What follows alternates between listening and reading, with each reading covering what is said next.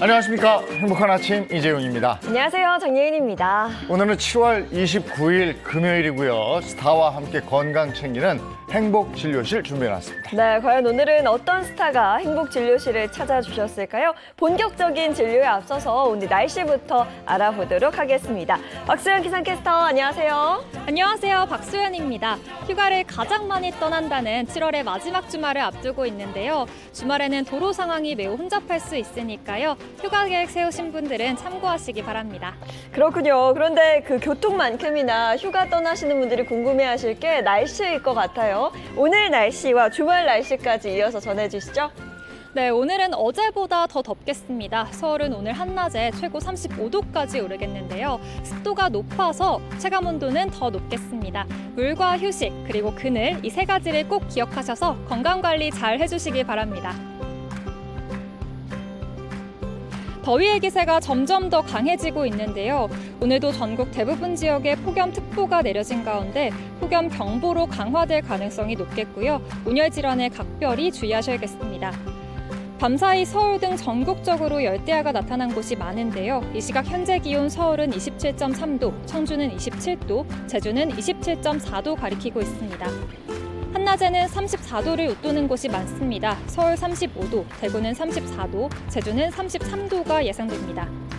한편 오늘 새벽 제5호 태풍 송다가 발생했습니다. 태풍은 주말 사이 제주도 남쪽 바다를 지나겠고요. 월요일에는 상하이 부근 해상까지 진출하겠는데요. 이에 따라 오늘 오후부터 제주도와 전남 남해안에는 바람이 점차 강해지겠습니다. 이쪽 지역은 바다의 물결이 매우 높아 해상 안전에 각별히 주의하셔야겠습니다. 토요일과 일요일 제주에는 최고 80mm, 남해안에는 5에서 30mm의 강한 비바람이 몰아치겠습니다. 태풍의 강도와 진로는 유동성이 큰 만큼 계속해서 기상정보 잘 참고해 주시고요. 안전하고 행복한 주말 보내시기 바랍니다. 지금까지 날씨 전해드렸습니다.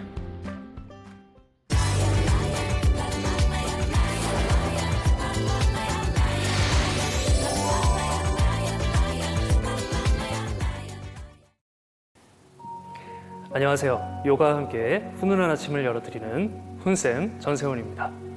오늘은 플랭크 자세를 배워보도록 하겠습니다. 전신 근육과 코어를 강화할 수 있는 자세입니다. 시작해볼게요.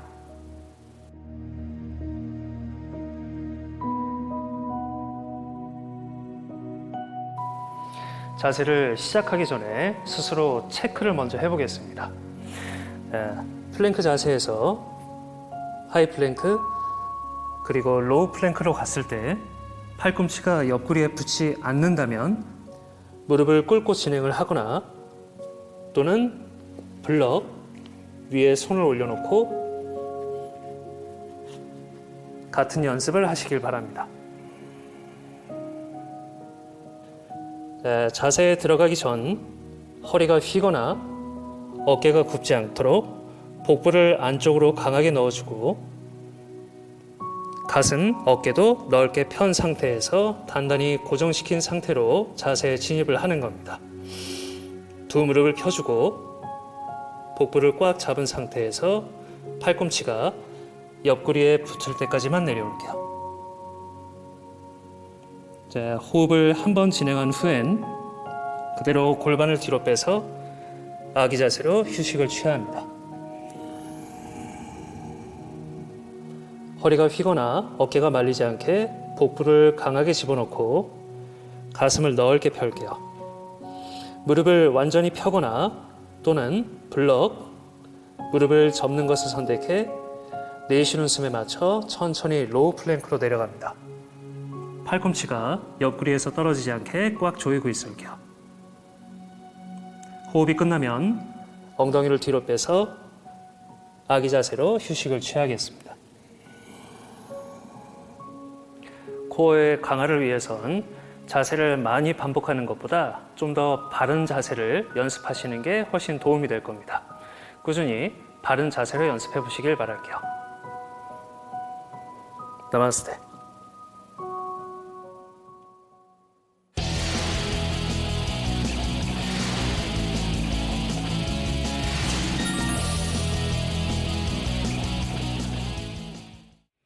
네, 화제 이슈를 발빠르게 전해드리는 모닝 브리핑 순서입니다. 이고은 변호사와 함께합니다. 어서 오세요. 안녕하세요. 네, 첫 번째 이슈부터 전해주시죠.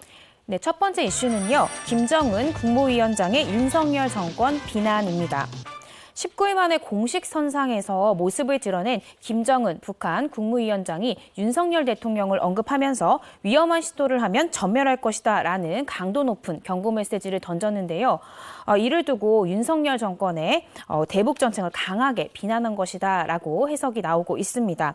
이처럼 김 위원장이 윤석열 대통령의 이름을 직접 언급을 하면서 비판한 것은 처음이라는 점에서 네. 향후 대북 관계, 남북 관계에 대한 관심이 귀추가 주목되고 있습니다. 네, 김정은 위원장이 그럼 어떤 자리에서 윤석열 정부를 비판한 거예요? 네, 어제자 조선중앙통신에 따르면요. 27일 김정은 국무위원장은 한국전쟁 정전협정 체결 제69주년을 맞아서요. 조국해방전쟁 승리기념탑 앞에서 열린 기념행사에 참석했다고 하고요. 이와 관련된 내용이 보도가 됐습니다. 당시 자리에서 김 위원장은 윤석열 정부를 향해서 군사 깡패, 추태와 객기 등의 막말과 함께 강도 높은 비난 메시지를 쏟아낸 건데요. 또한 김 위원장은 지금 남조선의 새로운 정부가 북한을 다시금 주적으로 규정해서 동족 대결 상황을 만들고 있다라고 하면서 현재의 대립 구도를 윤 정부 탓으로 돌리기도 했습니다. 또한 과거 윤 대통령의 선제 타격 발언을 의식이라도 한 듯이 위험한 시도는 즉시 강력한 힘에 의해 응징되고 윤석열 정권과 그의 군대는 전멸될 것이다라고 경고를 하기도 했는데요. 이와 더불어서 김 위원장은 한미 군사동맹 강화 및 선제 타격 등 최근 윤 정부의 대북 강경 기조에 대해서 핵 보유국의 턱 밑에서 살아야 하는 숙명적인 불안감에서 출발한 것이다라고 하면서 다시 한번 자신들이 핵 보유국임을 강조하기도 했습니다. 여기에 대해서 전문가들은 어떻게 해석을 하고 있습니까? 네, 북한이 그간 여러 매체를 통해서 우리 정부를 비난해온 것은 사실이지만요. 이처럼 윤석열 대통령의 실명까지 거론하면서 비난 메시지를 던진 것은 처음입니다. 이에 대해서 이물출 경남대 극동문제연구소 교수는 윤 대통령의 직책도 생략한 채 직접 위협했다라는 점에서 김 위원장의 불신, 반감의 정도와 향후 대남 투쟁의 방향을 가늠케 한다면서 북한이 심각한 수준의 안보 위기를 조성할 가능성이 있다라고 지적했고요. 또한 언론에서 평가하기로는 최고 지도자가 관영 매체를 통해 새로 들어선 남측 정부에 대해서 목소리를 냈다는 것은 이에 대한 평가와 대응 방향이 이미 정해져 있음을 의미한다라고 말하기도 했습니다. 김 위원장이 직접 윤석열 정부에 대한 비난의 목소리를 높이면서요. 내부적 명분 쌓기에 나선 만큼 고강도 북한의 무력 도발을 통한 마이웨이식 노선 추진은 당분간 계속될 것으로 보입니다. 가장 걱정이 되는 건요. 혹시나 이런 상황이 이어지다가 미국이나 우리나라에 대한 북측의 무력 도발로 이어지진 않을까 하는 걱정일 것 같아요. 네, 여러 전문가들도 그런 우려를 내놓고 있는데요. 이런 김 위원장의 발언이 단순히 우리나라와 미국을 향한 경고 메시지를 넘어서서 실제 행동으로 이어질 가능성이 크다라고 전망을 하고 있습니다. 신승기 한국국방연구원 연구위원은요. 아마도 조만간 한미 연합훈련 등에 대한 맞대응 차원으로 신형 유도 무기 시험 발사나 훈련이 재개될 것이다라고 예상을 했는데요. 또한 신 위원은 7차 핵실험을 위한 대내외적 명분 쌓기 차원에서 한미연합훈련을 강하게 비난하는 것으로 보인다라면서 8월까지 조금씩 긴장을 고조시키는 도발을 하다가 한미연합훈련의 수준과 강도에 맞춰서 가장 적절한 시기를 선택해서 핵실험을 감행할 가능성이 커 보인다라고 전망하기도 했습니다. 여기에 대해서 우리 정부는 어떤 입장입니까? 네, 어제 강인선 대변인이 브리핑을 열었는데요. 브리핑에서 김정은 위원장이 대통령의 실명을 언급하면서 위협적인 발언을 한 것에 대해서 깊은 유감을 표명한다. 우리 정부는 어떠한 도발에 대해서도 강력하고 효과적으로 대응할 수 있는 대비태세를 항시 갖추고 있다. 북한은 실질적 비핵화와 평화를 위해 대화의 길로 나올 것을 촉구한다라고 말했습니다. 참 여러 가지로 힘든 상황인데 남북 관계 참 예민해지네요. 네. 자, 다음 이슈 가겠습니다. 네, 다음 이슈는요. 20비 사망 여군의 유서입니다. 지난 19일 성추행 피해 후 사망한 고 이해람 중사와 동일한 부대에서 또다시 여성 간부가 사망하는 사건이 발생했습니다. 숨진 여군 부사관이 이 강모 하사가 남긴 유서에서요. 부대 내 괴롭힘 정황이 나타나서 논란이 커지고 있습니다. 네, 같은 부대에서 벌써 두 번째 사망 사건인데요. 고 강하사가 남긴 유서에 부대 내 괴롭힘 그 정황이 담겨 있었다고요. 네, 그렇습니다. 군 인권센터가 밝히기로는요. 현장에서 발견한 유서에는 군대 입대를 후회하고 군 생활을 원망하는 내용 등이 담겨 있었다라고 합니다. 거기에는 입대만 안 했어도 더 잘 살 수 있었을 텐데 진짜 후회된다라는 구절도 있었고요. 상사 등 부대 내 구성원으로부터 겪은 일의 부당함을 토로하면서 난 잘못이 없는데 나한테 다 뒤집어 씌운다. 좌절감을 크게 맛봤다. 차라리 죽고 싶다라는 등의 내용이 적혀 있었다고 합니다. 21살의 초임 하사라고 들었고 이 강하사가 있던 관사가 고 이해람 중사가 쓰던 그곳이었다고 들었어요. 네, 맞습니다. 저는 이 부분이 좀 충격적이었는데요. 네. 알고 보니까 이 올해 1월 강하사가 배정받은 관사가요. 고 이해람 중사가 사용하던 관사였다고 합니다. 이 중사가 사망한 이후에 한 달 넘게 해당 관사가 비어 있었고요. 인근에 살던 이들도 모두 이사를 갔었다고 하는데요. 하지만 지난 1월 이 관사를 배정하는 복지대대가 이러한 부대의 사정을 전혀 알지 못하는 초임 부사관에게 어떠한 소개 없이 그 이해람 중사가 쓰던 관사를 그대로 배정을 한 겁니다. 강하사는 지난 4월 우연하게 우편문을 수령하면서 자신이 머무는 관사가 그 이해람 중사가 사용하던 관사라는 사실을 뒤늦게 알게 된 거죠. 그러면서 주변 동료들에게 공포감과 정신적 스트레스 등을 호소해왔다고 합니다. 이 때문에 이 관사를 배정하는 이 20비 복지대대의 배정 절차에 문제가 있는 것은 아닌지 수사에 착수해야 한다라는 지적도 나오고 있습니다. 현재 수사는 어떻게 진행되고 있어요? 네, 군 관계자는요, 군사경찰과 민간경찰이 정확한 사건 경위에 대해 수사하고 있고, 현재 조사가 진행 중인 만큼 정확한 사건 경위를 밝히기는 어렵다라는 입장을 표명을 했는데요. 원래 군인 등이 이제 관련된 범죄에 대해서는 군 사법기관에서 수사와 재판을 담당했지만요. 고 이해람 중사 사망 사건 이후 군사법원법이 개정이 됐고 이달부터는 성폭력 범죄, 사망하거나 또 사망의 원인이 되는 범죄, 그리고 입대 전 범죄에 대해서는 민간 사법기관에서 수사와 재판을 담당하게 됐습니다.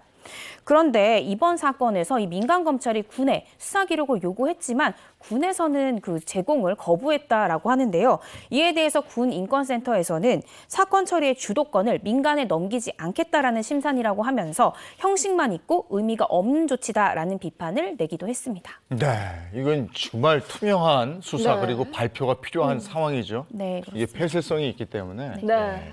다 지켜보고 있으니까요. 자, 다음 이슈 가겠습니다. 네, 세 번째 이슈는요. 모바일 운전면허증 발급입니다. 앞으로는요, 이 플라스틱 운전면허증 더 이상 가지고 다니실 필요가 없게 됐습니다. 본인 스마트폰에 발급이 되는 모바일 운전면허증을 발급받으실 수 있게 됐는데요. 행안부와 경찰청은 어제 28일부터 모든 운전면허 시험장과 경찰서에서 모바일 운전면허증 발급을 시작했다라고 밝혔습니다. 네, 스마트폰으로 발급을 받은 모바일 운전면허증이 있으면 우리가 다 쓰고 있는 네. 그 플라스틱 운전면허증을 챙기지 않아도 똑같이 사용할 수가 있다는 거죠. 네, 그렇습니다. 이 모바일에서 발급받는 것이 바로 모바일 운전면허증이다 이렇게 이해하시면 쉬울 것 같은데요. 기존의 플라스틱 운전면허증과 동일한 법적 효력이 인정이 됩니다.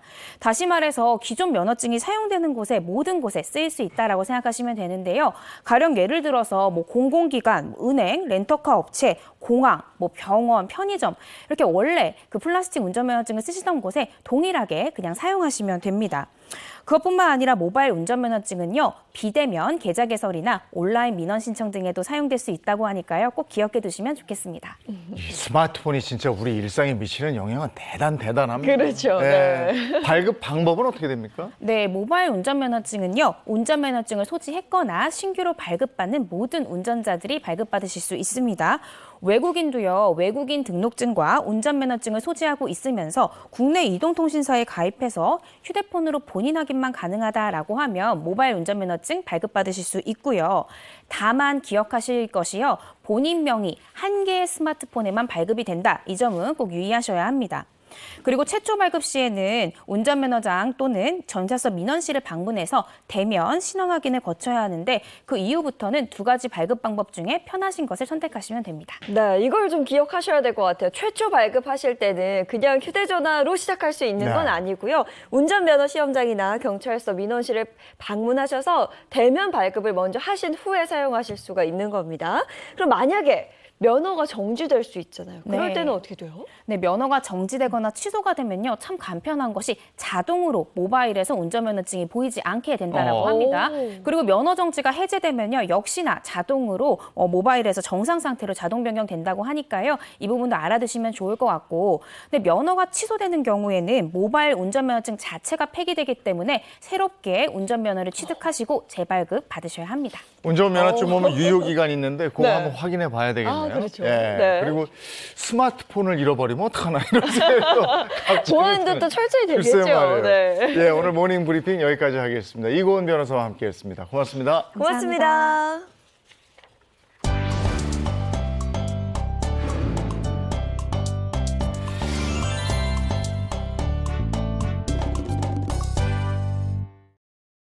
네, 7월 29일 금요일입니다. 스타와 함께 건강 챙겨보는 행복진료실 시작하겠습니다. 네, 스타와 함께 건강 궁금증에 대한 답을 찾아보는 특별한 시간인데요. 진료에 앞서서 든든한 주치의 선생님들부터 소개해드리겠습니다. 모사원 한의학 박사, 그리고 또 오랜만에 뵙는 아주 반가운 얼굴입니다. 흉부외과 전문의 서동조 선생님 소개합니다. 어서 오세요. 안녕하세요. 네, 네, 반갑습니다. 반갑습니다. 자, 식품생명공학 박사 차현은 박사도 오늘 함께합니다. 어서 오세요. 네, 안녕하세요. 이제 예, 너무 간단해서 네. 자 이제 특별한 초대 손님을 여러분께 소개해드리죠. 안경 오늘도 해바라기입니까? 좀 파인애플 같아요. 파인애플이에요? 예, 쓰고 나오셨는데 네. 머리가 노라세요. 인사 부탁드리겠습니다. 안녕하세요. 반갑습니다. 네. 목소리만으로는 제가 아직 감을 잘 못 네. 잡겠어요. 조금 힌트가 더 필요할 것 그쵸, 같아요. 일단 제가 이 옆에서 딱 보니까 눈부셔. 아. 이게 후광이 있으신 게 앞만 봐도 이게 배우, 또 모델 이쪽 분이 아닐까 이렇게 좀 추리를 해봅니다. 아우, 그렇죠. 눈부셔. 보기에도 뭔가 남다른 포스가 좀 느껴지는데 첫 번째 힌트 보고 또 저희가 추측해 보도록 하겠습니다. 첫 번째 힌트 보여주시죠. 1994년 800대 1의 800대 1이요? 와, 어마어마한데? 야, 저 뭐야? 하네트 시험이 저때 저랬나? 맞아요. 94년이면 제가 중학교 1학년 때인데 그때 800대 1이면은 그때 슈퍼모델이 막 시작하고 슈퍼모델. 아. 그쪽인가? 네. 아니 미스 뭐 코리아나. 코리아 있지, 네, 코리아. 코리아나 그거 좀 조심스럽게 추측해 볼 수는 있을 것 같아요. 근데 키나 스타일을 보면 충분히 그럴 수 있겠다 싶긴 한데 두 번째 힌트 이어서 보겠습니다. 야, 에? 이것도 무슨 얘기예요? 뭐야? 최고 몸무게. 몸무게 128. 아니 아까 뭐 800대 1 그래가지고 이거는 코리아 내지는 모델 이렇게 생각했는데 갑자기 몸무게가 128이면요 저보다도 지금 몇 킬로가 많은 건데 네. 이거 저거 아닙니까? 이렇게 이게 혼돈을 하기 위한 어떤 그런 페인트 장치? 페인트 아닌가 이거 진짜? 우리나라에 여자 스모 선수가 있었나? 그러니까. 아니면 저거 있어요. 태국에 가면은 너무한다. 코끼리 모델 선발대회라고 좀 이렇게 특수모델 둥실둥실하게 선발대회. 이쁜 그걸 수도 있겠다. 아, 지금 전혀 감을 못 잡고 계신 것 같아요. 일단 저희가 추측을 해보자면 800대 1의 경쟁률을 뚫기도 하셨고 한때는 최고 몸무게가 128kg까지 찍어봤다는 오늘의 스타분입니다. 어떤 분인지 가면을 벗어주세요. 네. 하나, 둘, 셋. 짠. 예. 안녕하세요. 이하연 씨. 예, 반갑습니다. 반갑습니다. 네. 아니 저 이하얀이 아니고 머리를 보니까 이노란이 그러니까 어떻게 하다 이렇게 됐어요. 아니 근데 아까 깜짝 놀랐어요. 아니 몸무게가 그렇게까지 나간 적이 있어요. 아직도 모르시는 분이 있구나. 저 원래 일이 검색어 여러 번 한 사람인데.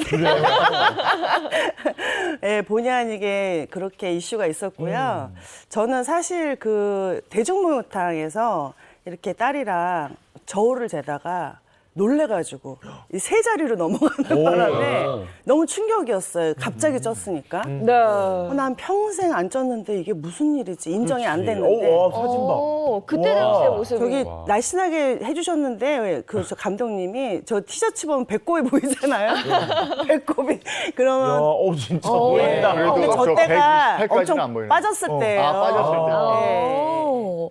지금은 다이어트 성공하셔서 정말 다행인데 그 당시에도 뭐 살이 찐 거보다 건강 때문에 고민이 많으셨다고요? 그렇죠. 뭐 무슨 혈압 문제라든가 뭐 당뇨라든가 예, 그런 여러 가지 협심증이라든가 이런 것들 그리고 무기력증 아무튼 뭐 원형 탈모서부터 뼈 관절들이 다 예, 또 산화의 역할이 있었고 그렇지. 그래서 좀 건강이 안 좋아서 잠만 많이 잤던 것 같아요. 네. 근데 이제 우리가 아까 800대 1의 경쟁률도 뚫고 그다음에 뭐 공채 탤런트도 또 합격하시고 그리고 저도 기억하는 게 옛날에 그 CF 보면은 바짝 말라가지고 얼마나 이뻤는데 저 정말 상상을 못했습니다. 이뻤는데? 지금도 예쁘신데요, 뭐. 이거 지금 왠지 긴 머리가 좋아 짧은 머리가 좋아 같은 느낌이에요 지금. 행복한 아침이에요. 네. 지금 이쁘십니다. 그때 네. 사진들도 있을 텐데. 사진 한번 볼까요, 그 당시에? 네. 저희 또 준비를 해놨거든요. 사진 보시면 야. 아, 미모가 정말 멋 모를 때네요. 이제 너무 94년도 예쁘세요. 메이크업이다. 맞아요. 예전에. 어우야. 저 때는 먹어도 배고프고 막 힘들고 살이 안 찌고 이래서 예. 야. 하루에 한 8개 먹었어요, 저 때. 아, 그래요? 예, 근데 살이 안 쪄서 네. 다 동료분들이 너 너무 싫다고. 근데 갑자기 128kg까지 찐 그러니까. 거잖아요. 그거 어떻게 다이어트 하셨어요? 제가 추측하고는 한 2년 정도 걸렸던 2년 거예요. 만에 예. 살 빼려고 정말 많은 노력하셨을 것 같은데. 아니요, 저는 살을 빼본 적이 없어서 몰랐다니까요. 근데 사람들이 왜 다이어트를 해 이랬어요. 연예인이 다이어트 해야 되는 거지? 뭐 이랬었어요. 나하고 거리가 멀었는데 살이 찌고 나니까 안 빠져요. 빼는 방법도 뭐 의지도 없고 그러니까 맨날 실패하고 그러다가 저는 이제 국민들이 저를 살 빼게 해주셨죠.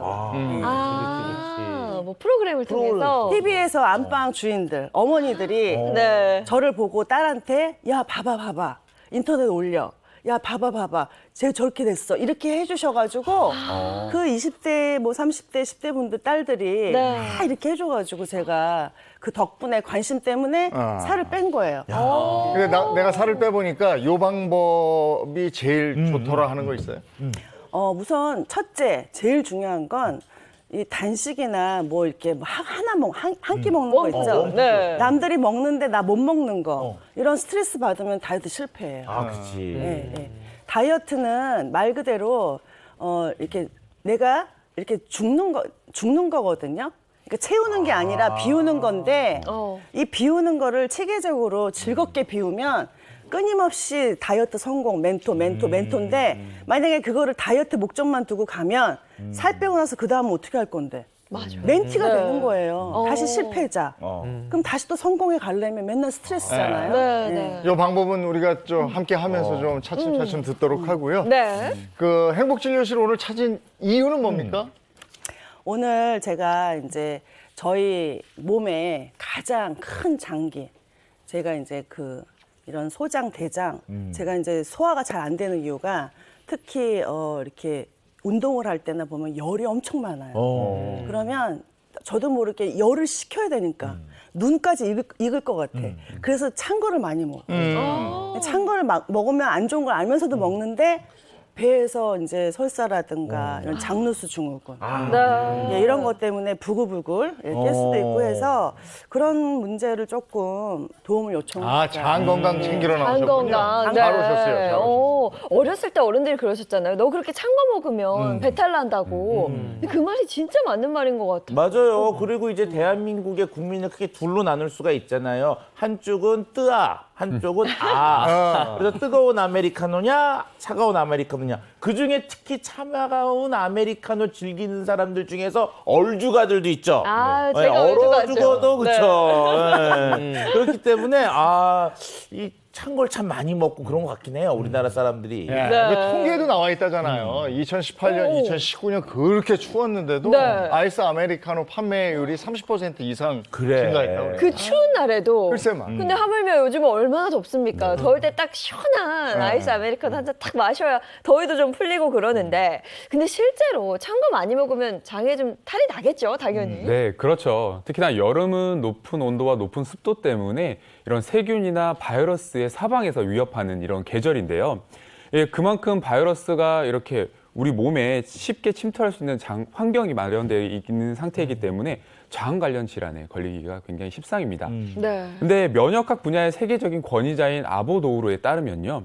우리가 계속 차가운 음식을 몸에 집어넣는 행위는 장 자체도 차가워지기 때문에 장 건강뿐만 아니라 우리 몸 전체를 해치는 최악의 습관이다라고 말하기도 했죠. 네. 네, 또 여름이 되면 우리가 어딜 가든 에어컨을 틀어놓고 좀 시원하게 있게 되잖아요. 네네. 근데 몸이 차가워지게 되면 자연적으로 혈류 흐름이 좋지 않게 됩니다. 특히 배가 차가워지면 장 쪽으로 가는 혈류 흐름이 좋아지지 못하고 혈류량이 일단 적어져요. 그러다 보니까 그렇게 배탈에 걸리고 장 트러블에 이게 시달리게 되는 겁니다. 제가 엊그제 오랜만에 그 차돌박이 맛있게 먹으면서 맥주를 시원하게 한잔 했어요. 아, 너무 맛있겠네요. 화장실에 왔다 갔다 하느라고 힘들어요. 이렇게 기름진 거, 에어컨 탁 틀어놓고 뭐 치킨 해놓고 맥주 한 잔. 맥주, 네. 이게 좋은데 이게 장에는 안 좋다는 거죠. 네, 우리 여름철에 사실 많이들 몸 보신하신다고 먹는 게 이렇게 튀김, 뭐 구운 거, 뭐 이런 것들 위주로 많이 찾다 보니까 우리 몸 속에서는 콜레스테롤이 자꾸 많이 생성이 되게 돼요. 그리고 튀김류를 먹게 되면 콜레스테롤 상승뿐만 아니라 담즙의 분비량이 많아지게 됩니다. 이로 인해서 대장 세포가 고장이 나게 되고 공격을 받는 거예요. 또 튀김류를 많이 먹으면 우리 장 내에서 소화가 충분히 되지 않으면서 이 지질이 장벽을 자극하게 되고 다량의 장액이 분비가 되면서 설사를 그렇게 하게 되는 겁니다. 네, 뭐 찬 거, 기름진 거, 여름에는 더 특히 조심해야 될 것 같은데 사실 근데 이 장 건강은 여름에만 챙기는 건 아니잖아요. 늘 중요하죠. 늘 중요하죠. 장은 면역 세포의 70%가 있기 때문에 신체 건강의 바로미터라고 볼 수 있습니다. 뿐만 아니라 몸속에 들어온 이런 유해 물질이나 혹은 각종 세균, 그리고 몸 안에서 만들어진 노폐물을 이렇게 배설하는 배출 작용도 하거든요. 그렇기 때문에 항상 장은 여러 유해 물질에 노출돼서 항상 스트레스를 받고 있게 되죠. 근데 이 여름에 덥고 짜증나고 더 스트레스를 받을 수 있다. 자, 오늘 주제 확인하고 가겠습니다. 네, 행복진료실 오늘의 건강 주제는요. 여름 장 건강, 장 독소 배출이 답이다입니다. 아, 독소 배출을 해야 되는 거죠. 이런저런 이유로 스트레스로 장에 독소가 쌓인다. 이겁니까? 네, 맞습니다. 장의 면역력이 떨어지면 몸 전체의 면역 시스템이 흐트러지면서 다른 질병에도 노출되기 쉬워지게 되는데요. 장은 우리 몸속에 여러 영양소를 이렇게 음식물로부터 흡수해서 우리 몸 곳곳에 보내주는 역할을 하는데요. 이 과정에서 장의 독소가 쌓이고 노폐물이 제거되지 않으면 장의 정상적인 기능을 하지 못하면서 면역 시스템이 망가지게 되는데요. 결국에는 이로 인해 독성 물질이 여러 혈관으로 타고 전신으로 펴지면서 전신 질환까지도 유발할 수 있습니다. 네, 예를 들면 어떤 질병들에 걸릴 수 있는 거예요? 일단 면역력이 저하가 되면 담석증에 걸릴 수가 있어요. 오. 특히 중년 이후의 여성들은 폐경 이후에 호르몬의 변화로 인해서 담석이 더 잘 생기니까 좀 주의를 해 주셔야 하고요. 그 다음으로 잘 걸릴 수 있는 게 폐혈증입니다. 이제 어떤 감염이 있고 이 감염이 원래는 우리 면역력이 좋다고 그러면은 다 처리가 되는데 그걸 넘어서다 보니까 이 감염된 염증 물질들이 혈관을 타고 온몸으로 확 퍼져버리는 거예요. 그래서 온갖 장기에 다발성 장기 부전이 찾아오고 결국 사망에 이를 수도 있는 질환이 바로 이 폐혈증이고요. 그 다음으로 우리가 피하고 싶은 현재 우리 전 세계 1위라고 합니다. 오. 대장암이 발병할 수가 있습니다. 우리 대장암 같은 경우에는 한 연구에서 184개국을 대상으로 조사를 해봤는데 세계 대장암 발병 현황에 의하면 한국인 대장암 발병률은 10만 명당 45명으로 1위요? 대상 국가 중 가장 높았고요. 뿐만 아니라 2019년 기준 암으로 인한 사망률 자료에 따르면 인구 10만 명당 17.5명으로 17.5명이 대장암으로 사망을 했다고 합니다. 아니, 장 건강이 중요하다는 건 알고 있었지만 우리나라 사람들은 더욱더 신경 써야 될 필요성이 있는 것 같네요. 그러게 말입니다. 이 장에 독소가 쌓이면 우리 몸에 이렇게 크게 악영향을 미치게 되는데 네. 그러면 여름에 주의해야 되는 장 관련 질환부터 알아보도록 하겠습니다. 네, 그래서 준비해 봤습니다. 여름철 불청객 장질환 3가지인데요. 자, 첫 번째 먼저 보도록 하겠습니다. 첫 번째는 장염. 장염. 아, 장염 뭐 많이 걸려봤죠, 저도. 네네, 맞죠. 급성 장염을 일으키는 원인은 크게 세균과 바이러스로 나눌 수 있는데요. 바이러스 중에서도 노로바이러스, 로토바이러스가 대표적입니다. 전체 장염의 20%를 차지하게 되는데요. 특히 노로바이러스 같은 경우는 전염력이 높아서 우리가 급식에 의한 식중독의 대표적인 원인이기도 하죠. 그리고 세균성 장염 같은 경우에는 바이러스 장염보다 좀 증상이 심한 편이긴 한데요. 뭐 장티푸스를 일으키는 이런 살모넬라나 뭐 세균성 이지를 일으키는 뭐 시겔라, 콜레라를 일으키는 비브리오나 출혈성 장염을 일으키는 대장균 등이 있죠. 실제로 여름에 장염에 많이 걸리게 되나요? 어때요? 네, 요즘 같은 이 여름철에 세균에 의한 감염성 장염이 많이 발생을 하는데요. 한 통계에 따르면 2019년 장염으로 의료기관 찾은 환자는 525만 8,619명으로 집계됐다고 합니다. 특히 여름철 증가 추이를 보면 6월에 57만 9천여 명이었던 환자 수가 7월에는 67만 1,618명으로 10만 명가량 늘었고요. 8월에는 69만 4,374명으로 그의 가장 많은 환자 수를 기록한다고 합니다. 네. 아, 근데 또 여름이라고 해서 우리가 맛있는 해산물 또 포기할 수는 없거든요. 한번 좀 그렇죠? 먹어줘야죠. 그렇죠. 하연 씨 혹시 좋아하세요, 해산물? 저는 여름엔 좀 피해요. 아, 일부러. 왜냐면 계속 설사 이런 게 유발돼서 오. 여름에 조금 피하는 편이에요. 야, 그래도 바닷가에 가서 한 점 먹어줘야지. 그렇지. 맞아요. 바닷가 갔으면 한 점 먹어줘야 맞아. 되는데. 근데 그 한 점 잘못 먹었다가 걸릴 수 있는 게 바로 장염 비브리오입니다. 네, 장염 비브리오 같은 경우는 이제 바닷물에 생존하는 식중독균으로 여름철 휴가철을 맞아서 바닷가를 찾은 관광객들이 수산물을 잘못 먹고 발생하게 되는 질병인데요. 실제로 2017년도에서 2019년도를 살펴봤더니 장염 비브리오 환자 597명 중 78%가 여름철에 발생한 것으로 나타났습니다. 아, 그 여름철에 밤바다 보면서 또 이렇게 그러니까. 시원하게 먹으면서 회 한 점 먹는 거 좋아하는데 이제는 좀 참아야 될 것 같습니다. 자, 이어서 두 번째 여름철 불청객 장질환 보시면 과민성 대장증후군. 맞아요. 요즘에 이거 겪으신 분들 주변에 굉장히 많아요. 주변에 아마 점점 늘어나고 있는데요.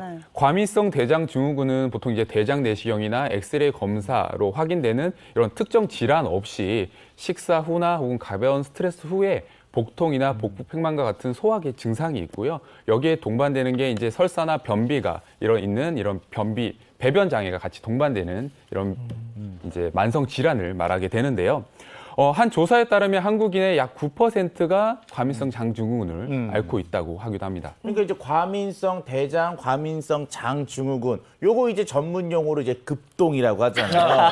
근데 저도 옛날에 생각해 보면 지하철 타고 출근하다가 갑자기 이래갖고 어딨지? 저 화장실 어딨지? 미칩니다. 막 그러고 달려간 적이 식은땀 있었는데 나죠. 맞아요. 저 생방 중에 그러면 아주 아니 그런데 난리 이게 났죠, 네. 여름 휴가철하고 무슨 연관이 있나요, 이거? 이게 출근길하고 네. 연관이 있는 거 아니에요? 과민성 대장증후군은 이제 원인을 아직까지는 정확하게 알 수가 없어요. 근데 우리가 그냥 추측을 하는 거는 역시나 첫 번째 스트레스, 그 다음으로 이제 안 좋은 식습관, 또 안 좋은 생활 습관들, 또 과음까지도 포함을 해서 이제 복합적으로 나타난다고 보는데요. 여름 휴가랑 왜 관련이 있냐?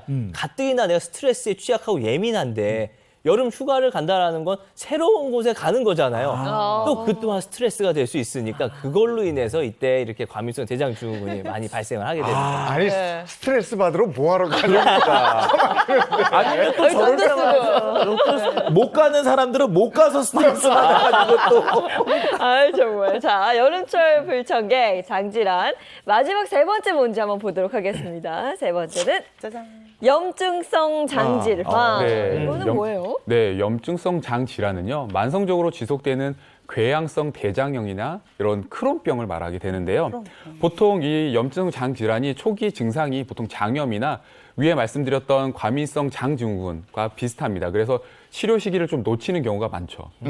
크론병 하면 가수 윤종신 씨 떠오르는데. 그래서 네. 구체적으로 어떤 병이에요, 이게? 네, 크론병은 우리 입에서 항문까지 이 전체 소화기관에 걸쳐서 발생할 수 있는 만성 염증성 질환입니다. 근데 이게 문제가 되는 게 최근 10년 사이에 1980년대까지만 해도 잘 없었는데 10년간 지속적으로 이제 증가세를 보이고 있다고 합니다. 2018년 기준으로 크론병 환자 수는 2만 2천여 명이었는데 10년 전보다 이게 83%나 증가를 한 수치라고 하고요. 대장암으로 이어질 수 있는 궤양성 대장염 같은 경우도 10년 전보다 55% 상승을 하고 그게 점점 늘어나고 있는 추세라고 합니다. 네, 그러니까 휴가철에 잘 발생할 수 있는 세균성 장염도 주의해야 되고요. 세균성 장염이랑 비슷해서 치료 시기를 놓칠 수 있는 염증성 장질환 장질환도 조심하셔야 된다는 뜻입니다. 이게 이렇게 걸리고 나면 정말 힘들잖아요. 아이, 그래서 그럼요. 미리미리 네. 내 장 건강 튼튼하게 관리를 잘 해내야 되지 않겠습니까? 네, 맞습니다. 특히 이제 장 내에는 유익균과 유해균이 공존하게 됩니다. 근데 이 유익균과 유해균의 이 균형이 깨지게 되면요. 장내 환경이 악화되면서 장 독소가 생성되게 되는데요. 이 장 독소가 장 정막을 자극하면서 설사나 복부팽만, 변비와 같은 여러 소화기 증상들을 일으키게 되는데요. 심한 경우에는 용종을 일으키는 이제 상황이 되면서 장 질환으로 발전하는 경우도 있습니다. 그렇기 때문에 유익균을 증식하고 유해균을 억제해서 건강한 장내 환경을 조성하는 게 꼭 필요하죠. 그러니까 이제 우리가 유해균, 백해무익, 그다음에 유익균은 역시 다다익선. 그래서 이게 좀 이제 많아야 좋은 거겠죠. 네. 일단 장내 생태계를 봐보면 약 38조 개의 미생물과 수백 종의 이제 세균들이 있는데 이걸 우리가 흔히 이제 유익균, 중간균, 유해균 이렇게 나눕니다. 근데 여기서 우리가 주목해야 될 건 이 중간균인데요. 이 중간균이 웃긴 게 유익균이 우세할 때는 또 유익균에 붙어서 유익한 역할을 하고 유해균이 유세하면 또 유해균에 붙어서 우리 몸에 악영향을 끼치게 돼요. 근데 또 여기서 유해균이라고 그래서 무조건 또 나쁜 거는 아닙니다. 네. 그래요. 그럼 아니 그러면 유해균을 네. 그냥 싹 다 그치, 없애면 그치. 자기네들 다 알아서 그냥 되지 않나요? 네. 다들 그렇게 말씀을 하셨기 때문에 제가 유해균이 무조건 나쁜 게 아니다라고 얘기를 하는 건데요. 왜? 이 유익균과 유해균의 비율이 중요한 거예요. 우리 서로 견제하면서 이렇게 살아가야 우리 장이 건강한 건데 그 황금 비율은 유익균 85에 유해균 15입니다. 85대 15만 지켜주면 되는데 우리 현대인의 이제 장내 세균총을 한번 살펴봤더니 유익균 63%, 유해균 37%로 이 기준치보다는 약간 좀 많이 무너져 있는 무너져 상태인 있네. 거죠. 네, 아니 근데 이게 뭐 버튼 누르면 나오는 것도 아니고 그러니까. 유익균과 맞아. 유해균의 비율을 저희가 알 수가 없잖아요. 장 독소도 마찬가지고요. 네, 장 독소가 얼만큼 쌓여 있는지 확인할 수 있는 방법이 있는데요. 바로 뱃살을 보면 됩니다. 아, 뱃살요? 네. 뱃살? 왜 뱃살이 많으면? 아침부터? 네, 뱃살에는 여러 타입이 있는데요. 네. 첫 번째는 똥배형입니다. 똥배형. 네, 보통 아랫부분에 근육이 없는 부위에 지방이 쌓이면서 발생하는 것인데요. 두 번째는 또 이제 출렁형 뱃살인데요. 보통 출산 후 혹은 오래 앉아 있는 자식 생활하는 직장인들한테 많이 흔하게 생기는 형태고요. 가장 위험한 것은 폴더형 뱃살입니다. 보통 접히는 거. 네, 윗배와 아랫배가 다 나와서 두 배가 그러니까 접히는 네. 형태인 거죠. 이런 경우는 복부에 쌓이는 이 내장 지방이 많을 가능성이 높기 때문에 뭐 고혈압, 고지혈증, 당뇨가 같이 동반되는 경우들이 많죠. 근데 지금 우리가 유익균, 유해균 같은 거 얘기하다 갑자기 뱃살로 이 얘기를 확 바꾼다는 얘기는 이 두 개가 무슨 연관관계가 있다는 얘기인가요, 지금? 네, 우리 장내 세균과 비만과의 연관성을 관련해서 우리 미국 워싱턴 의과대학 연구팀이 연구를 한 게 있는데요. 일단 무균 상태인 G2 그룹에게 한쪽에는 표준 체중주의 장내 세균을, 한쪽은 비만주의 장내 세균을 각각 이식을 했습니다. 근데 그리고 나서 또 똑같은 양의 식사를 하게 했는데 비만주의 장내 세균을 이식받은 쥐가 더 뚱뚱해졌다고 합니다. 이뿐만이 아니라 과체중인 사람의 장 속에 비만을 유발하는 세균인 피르미큐테스균이 90% 이상이었다는 다른 연구 결과가 있었습니다. 유익균과 유해균의 황금 비율이 85대 15라고 그러셨잖아요. 그러면은 요걸 유지하면서 건강을 지키려면 어떤 비법이 있습니까? 역시나 식이가 제일 중요합니다. 잘 먹어줘야 되는데요. 우리 고지방, 고칼로리 식품 섭취가 늘어나면서 장내 세균들의 다양성이 감소했다라는 연구 결과가 있습니다. 우리 채식과 발효식품을 많이 먹는 장수마을 거주자들의 장내 미생물이 도시 거주자들에 비해서 3배에서 많게는 5배 정도 많은 것으로 나타났다고 하는 만큼 장 속 우리 유해균을 늘려서 음식 섭취가 무엇보다 중요한 거고요. 네. 그러기 위해선 유익균을 늘려야 하는데 그 역할을 하는 게 가장 대표적인 게 바로 유산균이 되겠습니다. 그러면 유산균을 늘리면 장독소 제거에 좀 도움을 줄 수 있는 거 아니에요? 네, 맞습니다. 그래서 세계적인 미생물학자인 소넨버그는 유산균을 나그네균이라고 불렀는데요. 그 이유는 우리가 유산균을 섭취하면 우리 장 속에 그 유산균이 한 2주 정도 머물다가 이제 몸 밖으로 배출되게 되는데요. 그때 체내에 남아있는 독소들을 제거한 후 이렇게 배출되기 때문에 그렇게 불렀다고 합니다. 유산균을 그러면은 그 유산균 섭취하는 것만으로도 전체적으로 우리 건강의 밸런스를 좀 맞출 수 있고 이런 건가요? 그렇죠. 그리고 또 네네. 유산균이 보니까 네. 탈모에도 영향을 줄 수 있다. 전 이런 얘기도 들었었거든요. 네, 맞습니다. 유산균이 탈모와도 연관이 있다고 합니다. 한 쥐 실험에서 스트레스가 모발 성장을 억제했다는 연구 결과가 있었는데요. 스트레스를 받은 쥐 그룹은 모발 케라틴 세포가 증식 억제를 일으켜서 모발 퇴행 주기가 빨라졌다라고 합니다. 결론적으로 장 면역력을 높이고 염증을 완화시켜서 스트레스를 줄일 수 있는 유산균 섭취가 모발 주기에 어느 정도 영향을 미쳤다라고 볼 수가 있겠습니다.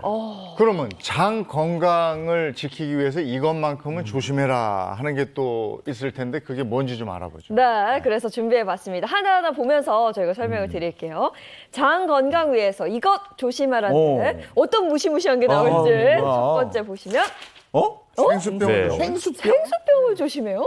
네, 제가 지금부터 이게 더운 여름 장을 튼튼하게 지킬 수 있는 생활 수칙을 알려드리려고 하는데요.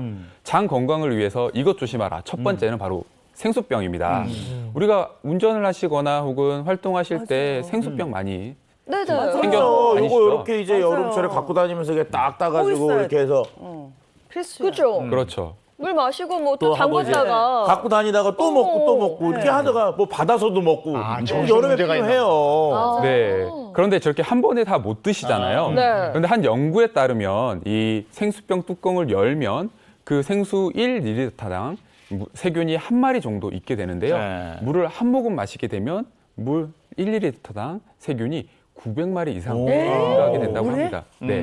근데 물을 한 모금 입을 대고 마신 후에 하루가 지나면 생수병 안에 얼만큼 많은 세균이 있느냐 하면요.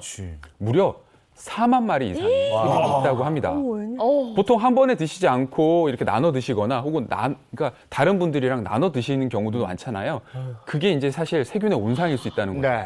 네, 아니 계속 두고두고 먹을 수 있어서 생수병이 편리한 건데 입 대고 마시거나 이럴 경우엔 진짜 위험할 수 있어요. 그리고 저걸 또 이렇게 해놓은 다음에 차에다가 놓고 맞아. 그걸 매일 마시잖아. 맞아요. 그럼 차가 또 얼마나 더워요. 그 안에서 또 세균 증식이 이거 또 안 있고. 되겠네. 네, 생수병이었고요. 첫 번째. 이어서 두 번째 뭘 조심하면 좋을까요? 네. 쇼핑 카트. 아우, 아니 전혀 생각지 못한 것들이 계속 나오고 있어요. 네, 우리 쇼핑카트 위생에도 이제 신경을 써 주셔야 합니다. 왜냐하면 이제 여러 사람들이 이 손잡이를 계속 만지게 되잖아요. 특히 여름철에는 세균 증식이 잘 되는데 다른 사람이 한번 만지고 간 그 쇼핑카트에 내 손이 올라가고 무의식적으로 이게 눈을 만진다거나 우리가 쇼핑하다 보면 요즘에 이제 또 먹게 되잖아요. 그 손으로 씻지 않고 이렇게 먹게 되면 세균이 바로 내 몸으로 그냥 침입을 하게 되는 겁니다. 그렇기 때문에 꼭 쇼핑카트 손잡이도 한번 닦고 만지고 나서 내 손을 한 번씩 닦아주는 게 아주 중요하겠습니다. 요즘 같은 때 코로나 다시 막 돌고 이러잖아요. 그럴 때 더 조심해야 될 것 같고 네네. 요즘에도 손 소독제 곳곳에 있으니까 그거 활용하시면 될 것 같은데 공공장소에서 요것뿐이 아니고 이 얘기를 하시는 건 또 다른 뭐가 있는 것 같은데. 맞습니다. 쇼핑카트 이 정도는 다 알고 있는 얘기인데 사실 제가 진짜 중요하게 말씀드리고 싶은 거는 우리 쇼핑을 하실 때도 좀 더 장 건강에 도움이 되게끔 우리 쇼핑의 코스를 잘 짜셨으면 좋겠다입니다.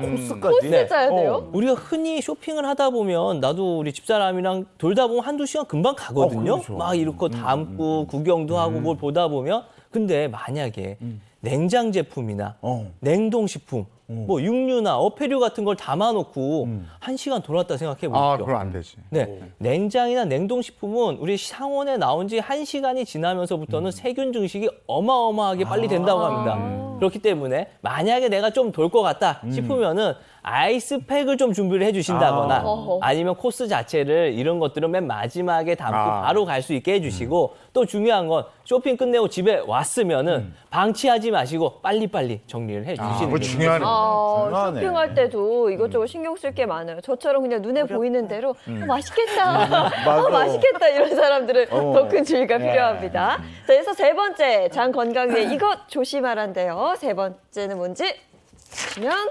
냉장고입니다. 오, 그래, 냉장고? 냉장고를 너무 믿어. 네, 맞습니다. 냉장고라고 너무 맹신하시면 안 되는데요. 이 냉장실에 저온에서도 살아남는 식중독균들이 있어요. 뭐 리스테리아균이나 여지니아균들이 있는데요. 그렇기 때문에 냉장고에 물건을 보관할 때는 좀 팁이 있습니다. 먼저 조리된 음식과 날 음식을 좀 나눠서 보관을 하시는 게 좋고요. 보관하실 때는 뚜껑을 덮고 보관하시는 게 좋습니다. 공기에 노출되면 그만큼 세균이 더 잘 자랄 수 있기 때문에 그렇고요. 냉장고에 이 채소 칸이 있잖아요. 거기에는 세척되지 않은 채소들이 많이 있을 수 있기 때문에 이걸로 인해서 세균이 번식할 수 있습니다. 그렇기 때문에 최소 한 달에 한 번 정도는 냉장고를 전체 청소하시는 게 좋죠. 네, 그리고 또 냉동실은 어때요? 얼리면 괜찮아 하면서 온갖 다 들어 있습니다. 그 정체불명의 검은색 비닐. 맞아. 제발 정리 좀 하자. 네. 이무기도 살 거야 아마. 네, 다 한번 정리하시는 게 좋을 예. 것 같습니다. 자, 오늘 장 건강 비법에 대해서 알아보고 있습니다. 이하얀 씨 나와서 같이 하고 있는데요. 장 건강 관리를 평소에도 그렇게 잘한다고 그래서 네. 저희 카메라가 가봤습니다. 오전 10시 한참을 기다리자 도착한 차량 한 대. 그리고 모습을 드러낸 이하얀 씨. 네. 안녕하세요. 아이고, 반갑습니다. 예. 보시면 압니다. 남산에 온 이유도 설명해 주지 않은 채 갑자기 양말 신기에 집중하는 이하얀 씨. 대체 뭐 하시는 거요? 여기 목적지에서 다음 스케줄로 가기 전에 그 시간 잠깐 10분이든 15분이든 내가 나무와 저 새와 함께 이렇게 조용한 공간에서 공기 좋은 데서 내가 운동을 하는 거예요. 바쁜 시간을 쪼개서 이동 중간중간에 운동을 한다는 이하얀 씨. 그런데 걷는 자세가 좀 남다릅니다. 발동작은 토돌토돌. 흡사 로봇 같은 모습인데요. 이렇게 걷잖아. 그러면 비틀어지잖아. 비틀어지면서 어떻게? 왼팔, 오른발 나갈 때 이미 몸의 장은 오른쪽으로 뒤틀리고 왼쪽으로 뒤틀려. 이게 장 운동이에요, 이게. 파워킹을 걷는 건 종합 예술이자 종합 식사다. 저는 이렇게 표현할 정도로 이보다 더한 좋은 방법은 없다. 시작. 일명 파워 엉덩이 걷기. 감상해 볼까요? 엉덩이를 이용하면 걷는 폭이 넓어져서 운동 효과가 더 좋다고 하는데요. 하얀 씨가 틈새 시간을 이용해 꾸준히 요렇게럼 운동을 하는 이유가 있다고 하는데 그것이 궁금합니다. 하얀 씨. 배인 기피증, 무기력증이 오면서 엄청나게 찌더라고요. 한 1, 2년 안에 진짜 한 48kg 쪘나? 그래서 제가 확인한 건 128kg까지. 저울을 갖다가 던져서 버렸어요. 네. 너무너무 괴로워서 그때는. 무용학과 출신으로 날씬한 몸매를 유지했던 이하얀 씨. 하지만 사기를 당하며 심리적인 상처를 받았고 이는 폭식으로 이어졌는데요.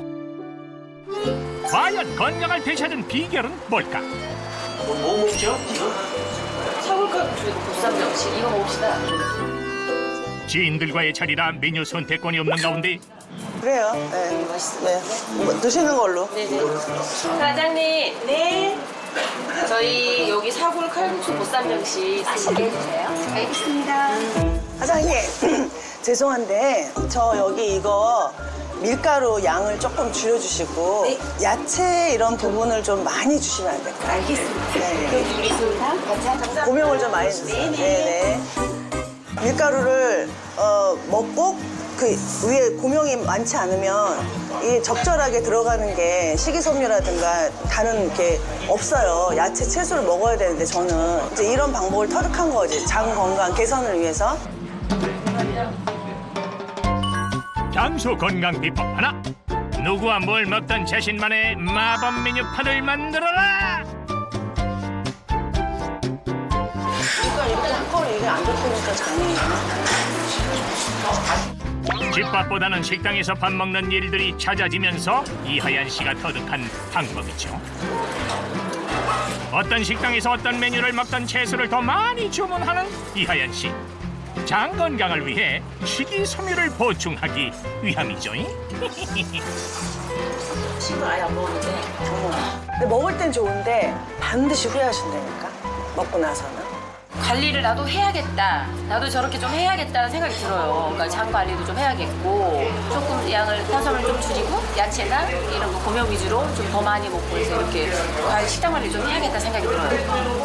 칼국수뿐만이 아니라 우리 일상에 치밀하게 들어와 있는 라면, 뭐 짜장면, 쫄면, 냉면, 뭐 면 많잖아요. 먹고 즐기되 지금 먹는 양이 좀 많아. 현대인들이 좀 줄여야 돼요. 네. 다른 걸로 대처를 해야 된다. 네. 같이 먹으려고. 지인들을 위해 준비한 특별한 선물. 가방에서 꺼낸 이것의 정체는 뭘까요? 아, 이게 이제 유산균인데 이 유산균이 우리 몸속에 들어오면 장 내 독소를 배출시키고 없애는 데 도움을 주기 때문에 제가 이거를 애용하고 있습니다. 장 건강을 위한 이하연 씨의 노력 두 번째. 생활 속에서 부족한 유산균 채워주기. 역시 좋은 건 나눠 먹는 게 인지상정이겠죠? 그리고 마지막. 식사 후에 하는 10분 운동입니다. 걷기 운동으로 음식을 소화시키고 장을 자극하는 거죠. 아, 운동은 지루한 게 아니라 힘든 게 아니라 운동은 정말 즐거운 나의 힐링이구나. 이렇게 아시면요 성공하신 거예요. 뇌가 건강해야 장도 건강하고 장이 건강하게 하려면 뇌를 건강하게 해야 돼요. 그래서 반드시 장 건강에는 힐링과 운동이 꼭 필요합니다. 장은 우리 몸의 근원이요. 이하연 씨가 살을 빼고 건강을 되찾을 수 있었던 비결은 바로 장 건강 관리에 있습니다. 네, 평소에도 장 건강 관리 잘하고 계시네요. 네. 그러니까요. 두 분 선생님들의 점수가 필요합니다. 몇 점? 네. 네. 일단 저는 100점 드리겠습니다. 이유가 궁금한데요? 100점을 드린 이유는요. 딴 거 아니고 아까 영상에 계속 나왔잖아요. 네. 쉬지 않고 운동해 주셨잖아요. 자, 특히 네, 이 야.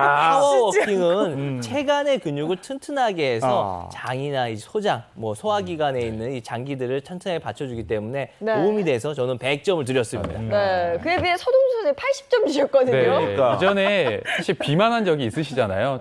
특히나 장 건강을 위해서는 먹는 게 좀 중요한데요.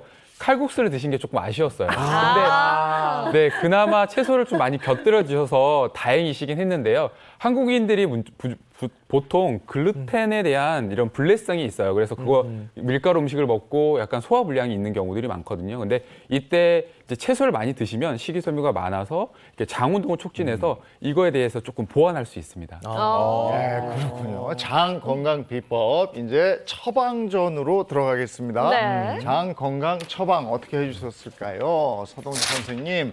복근, 복대? 복근은 알겠고 복대는 복대? 우리가 생각하는 그 복대?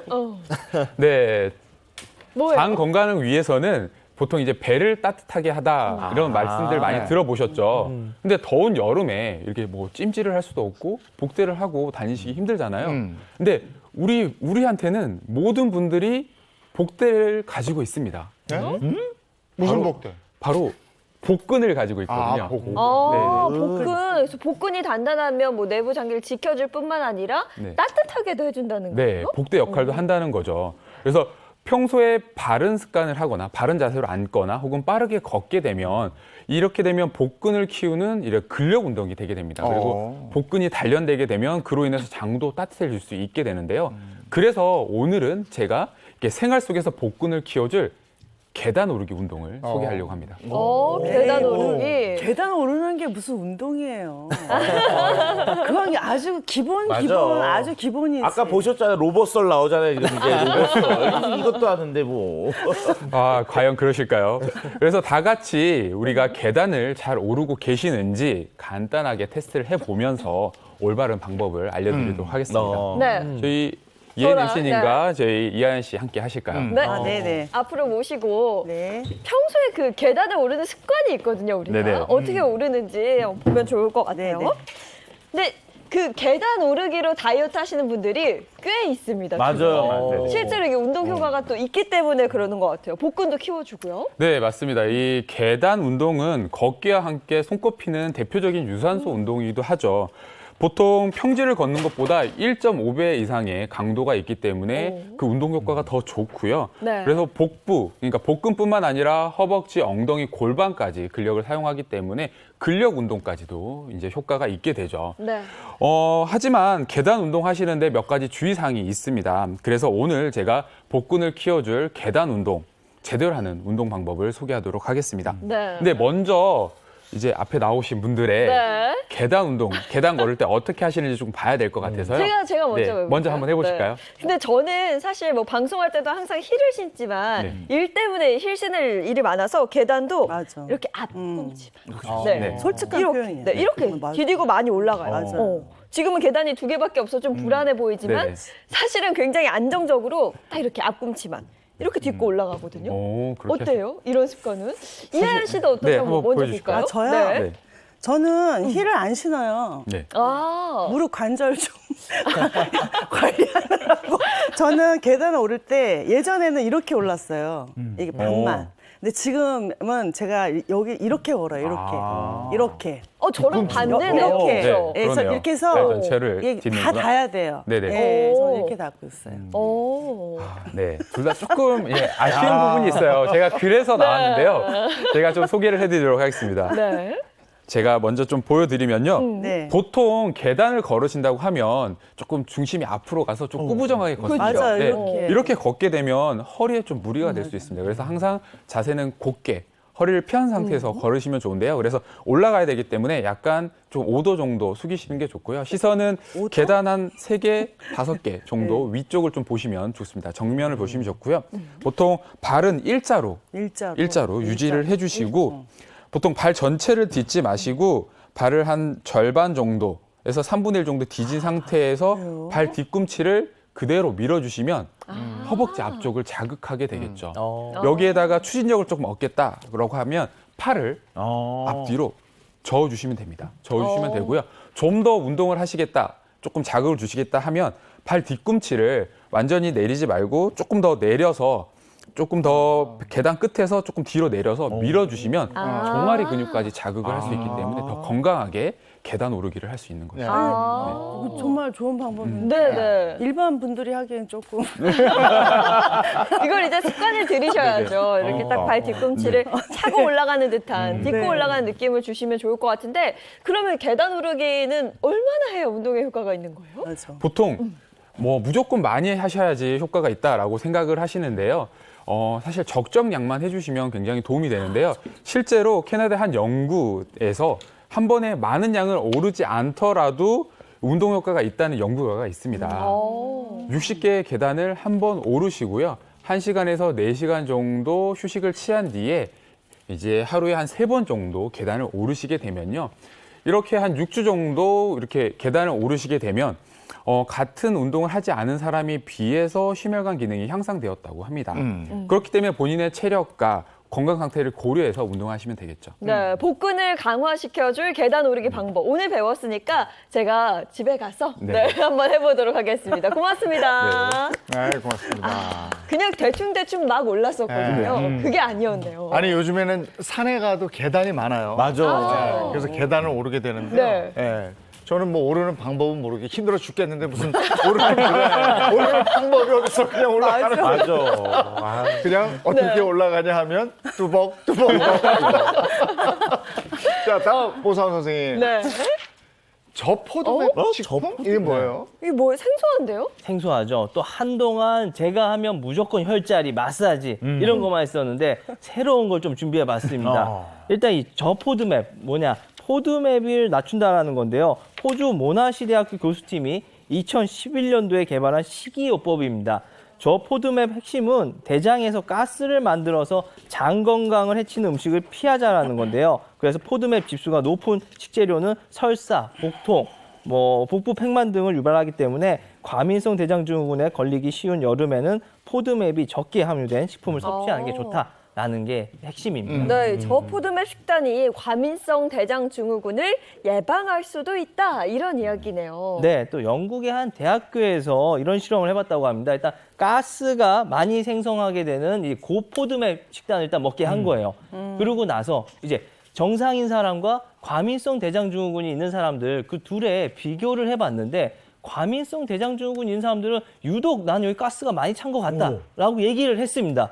근데 살펴봤더니 정상인이나 과민성 대장증후군에 걸린 사람이나 가스가 생성되는 양은 똑같았대요. 아. 단지 과민성 대장증후군이 있는 사람들은 이 장벽이 얇았다고 합니다. 얇기 때문에 약간만 팽창이 돼도 더 강하게 느끼게 되는 거였죠.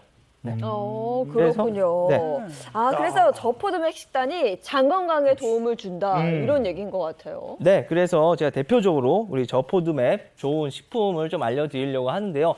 일단 표를 한번 살펴보시면은 포드맵이 높은 식단 음식들이 있고 포드맵이 낮은 음식들이 있습니다. 그 중에서도 저는 이제 저포드맵을 이용해서 할 것이고 이때 또 너무 저포드맵만 먹게 되면 영양 불균형으로 인해서 미생물의 균형이 깨질 수가 있습니다. 그렇기 때문에 처음 2주에서 6주 정도는 고포드맵 음식을 피해서 장을 안정화시키고 이제 3일마다 한 가지씩 마치 이유식 늘리듯이 한 가지씩 늘려가지고 장을 적응을 시켜주시면 되는데 오늘 그럼 도대체 말이 길었습니다. 뭐 할 거냐? 네, 레시피 알려주셔야죠. 네, 음식을 이용해서 제 영혼의 동반자인 믹서를 이용한 과일 주스, 과일 스무디를 만들어 볼 거고요. 바나나, 포도를 이용한 바나나 포도 스무디를 만들어 보겠습니다. 바나나와 포도가 이 당분이 많으니까 대부분 당분이 많으면 이게 포드맵이 높을 거라고 생각들을 하세요. 근데 이 둘은 대표적인 저포드맵 식품이고요. 만드는 방법은 바나나 하나 넣고요. 우리 샤인머스켓도 좋고 청포도도 좋고 껍질째 그대로 다 넣어주시면 됩니다. 그러니까. 그리고 여름이잖아요. 얼음 좀 넣어주시면 시원하게 먹을 수 있는데 난 찬 게 싫다 그러면 얼음 빼시면 돼요. 그리고 물 좀 넣어주시고요. 아이스 대장이 안 좋다며. 네, 그래도 시원하게 먹는 게 너무 간단한 거 아니야?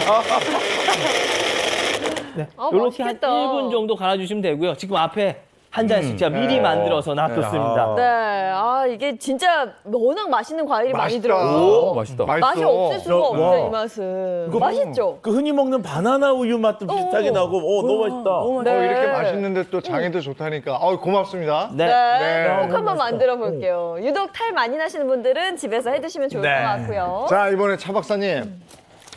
유산균 나왔습니다. 이거 가장 중요한 거죠. 장 독소를 배출해 장 건강을 지켜줄 그 방법, 바로 유산균인데요. 항상 궁금한 게 유산균은 종류가 왜 그렇게 다양한 거예요? 유산균 하면 종류가 많은데 그 이유는 바로 뭐냐? 유산균도 진화를 하기 때문에 그렇습니다. 지금은 4세대까지 진화가 끝났는데요. 첫 번째 1세대 유산균은 딱 뭐냐? 프로바이오틱스, 말 그대로 살아있는 균을 얘기하고요. 두 번째 2세대는 프리바이오틱스, 이거는 유산균의 먹이가 되는 것들을 얘기했습니다. 자, 그런데 이 1세대와 2세대를 합친, 즉 균과 먹이를 합친 걸 바로 3세대인 신바이오틱스라고 얘기를 하는데요. 자, 여기에 배양 건조물까지 합쳐진 4세대 진화가 됐는데 이것들을 우리는 포스트바이오틱스라고 부르고 있습니다. 이게 4세대 유산균에만 배양 건조물이 들어있는 거네요. 네. 자, 근데 이제 배양 건조물 그러니까 우리 잘 모르세요. 이게 네. 뭐지? 자, 우리가 일반적으로 유산균이 살아가면서 장 속에서 다양하게 좋은 역할을 하는데 이런 걸 질문을 드리고 싶은 거예요. 유산균이 우리 장을 좋게 하기 위해서 필요한 게 뭐냐? 유산균이 뭔가 만들어서 장 속에서 도움을 주는 거죠. 그렇게 도움을 주는 물질들을 대사산물이라고 하는데요. 이런 대사산물들이 녹아있는 그런 것들을 우리가 배양건조물이라고 이름을 붙일 수가 있습니다. 결과적으로 장에 도움을 주는 핵심 물질, 그게 바로 배양 건조물이라고 할 수가 있는 거죠. 네, 방금 핵심 물질이라고 하셨는데 장내에서 실질적인 역할을 할 수 있는 배양 건조물을 바로 섭취할 수 있게 만든 것, 이렇게 이해하면 될 것 같아요. 네, 맞습니다. 우리가 유산균을 먹더라도 장까지 살아가는 비율이 채 10%가 되질 않습니다. 대부분 위산이나 담즙산에 의해서 사멸을 해요. 근데 또 장에 도달했다고 그래서 바로 좋은 일을 할 수 있냐? 그렇지 않고 대사산물을 만들어내기까지 시간이 걸리거든요. 근데 이 배양 건조물이 붙은 이 유산균을 먹게 되면 이 대사 과정을 거치지 않으니까 그 번 시간만큼 빠르게 우리 몸에 좋은 역할을 하게 되는 겁니다. 아니 가뜩이나 장까지 도달하기가 너무너무 힘든데 살아서 그게 어떻게 활동들을 해가지고 간다는 거죠? 자, 일단은 유산균이 우리 장 속에 가면은 부착이 되게 되고요. 그렇게 부착이 된 유산균들은 유해균들을 없애고 유익균들을 늘리게 되면서 장 점막의 면역력을 올리게 되면서 우리 몸속의 건강을 좋게 만듭니다. 자, 우리가 일반적으로 나이가 들면 참 이것저것 요것이 많이 줄어드는데 장 속에 있는 유익균도 줄어들고요. 반대로 유해균은 늘어나게 되거든요. 결과적으로 장내 환경을 좋게 만드는 게 점점 어려워지는 게 바로 이 나이 먹으면서도 생기게 되는데 이때 또 중요한 게 바로 이 유산균의 섭취라고 할 수가 있습니다. 앞에 유산균이 있으니까 한번 드셔보실래요? 네네네. 하얗네요. 제 이름처럼. 되게 그냥 달콤해요. 그렇죠? 예전에 가루 우유 퍼먹던 생각나잖아요. 이거 달콤한 맛도 나는데 사실 이 유산균 저는 처음 먹었던 이유가 다이어트에 도움된다 그래서 처음 먹었었거든요. 이게 실제로 도움이 되는 거예요? 네, 맞습니다. 그것은 이제 장 건강이 비만과의 관계성이 높다라는 연구가 입증되었기 때문인데요. 한 연구에서 사람의 장내 미생물 숲 같은 것들의 변화에 따라서 숙주인 인체의 생리 기능이 변화되고 조정된다라고 얘기가 됐습니다. 결과적으로 장내 미생물이 어떻게 만들어지느냐에 따라서 우리의 비만과 깊은 연관성이 있다라는 것을 결과로 얻을 수가 있었는데요. 자, 심지어 유해균은요, 장 속에 있는 균인데 얘가 우리한테 배고픔을 느끼게 하고요, 폭식을 유도해서 내장 지방까지 쌓이게 하는 그런 비만 세균으로 나타나기도 한다고 합니다. 실제로 비만인의 장 속에는요, 비만 세균이라고 하는 별명을 갖고 있는 피르미쿠테스가 정상인에 비해서 무려 3배 이상 높게 나타나는 결과를 얻었다고 합니다. 그러면 유해균이 많으면 비만이 되는 거네요? 네, 그렇죠. 유해균은 과잉하게 되면 지방산을 생성해서 지방세포 안에 지방산을 축적해서 지방세포의 크기를 크게 해서 비만을 유발하게 되는데요. 그뿐만 아니라 당 발효를 촉진해서 이 칼로리를 지방으로 전환하는데 이것이 장기 사이사이에 내장지방 형태로 쌓이게 됩니다. 그러니까 뱃살의 주범인 이 내장지방이 쌓이는 원인 중 하나가 바로 장내 유해균이기도 한데요. 실제 비만 환자의 장내에 유해균의 비율이 90% 이상이었다는 연구 결과도 있습니다. 네. 또한 이 배양 건조물이 포함된 유산균에는 다이어트에 도움이 되는 단쇄지방산이 함유되어 있어서 지방이 과잉 흡수되지 않도록 막아준다고 합니다.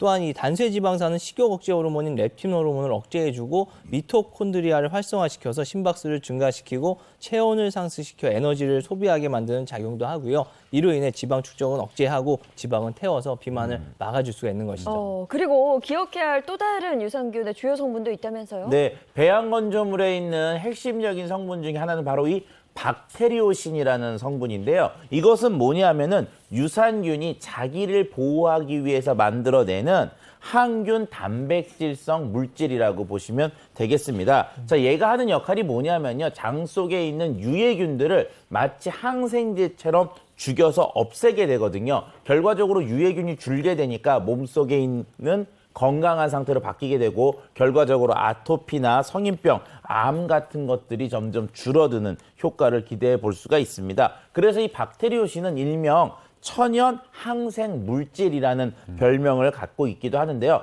결과적으로 유해균이 제거되고 그만큼 장 점막 기능이 좋아지게 되면 용종 발생 같은 것들도 억제가 되면서 결과적으로 몸에 다양한 용종이나 또는 이제 암 같은 것들 발병들이 준다고 기대해 볼 수가 있는 거죠.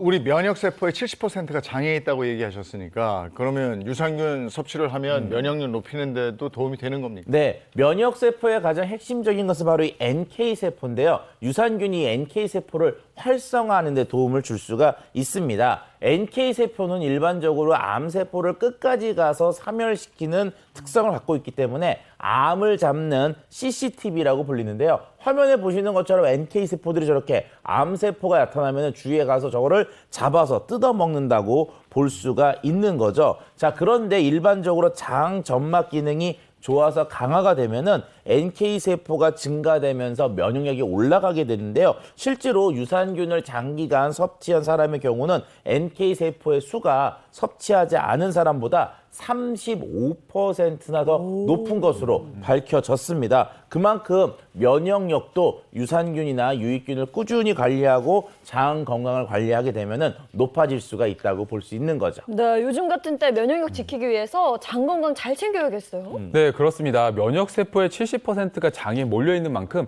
NK 세포 또한 장에 가장 많이 존재하게 됩니다. 실제로 유산균을 장기간 섭취한 사람들은 그렇지 않은 사람들에 비해서 NK 세포 수가 35% 더 많았고 NK 세포가 더 활성화되면 면역 기능이 활성화되는 것으로 나타났다고 합니다. 네, 근데 좋다고 막 많이 먹으면 안 되잖아요. 섭취할 때 주의사항 있을까요? 그렇죠. 과유불급 너무 많이 드시면은요 복부 팽만감이나 복통들이 일어날 수가 있어서요 하루에 드셔야 되는 권장 섭취량은 4g 정도로 제한하고 있습니다. 특정 질환이 있거나 임산부의 경우에서는 전문의와 상의가 먼저 필요합니다. 네, 오늘 장 건강 챙겨봤습니다. 이하연 씨 함께해 주셔서 고맙습니다. 고맙습니다. 네, 건강하십시오. 감사합니다.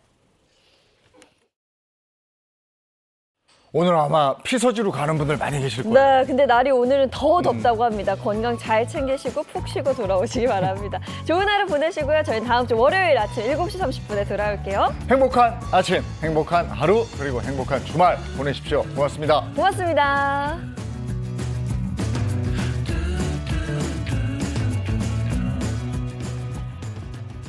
채널 A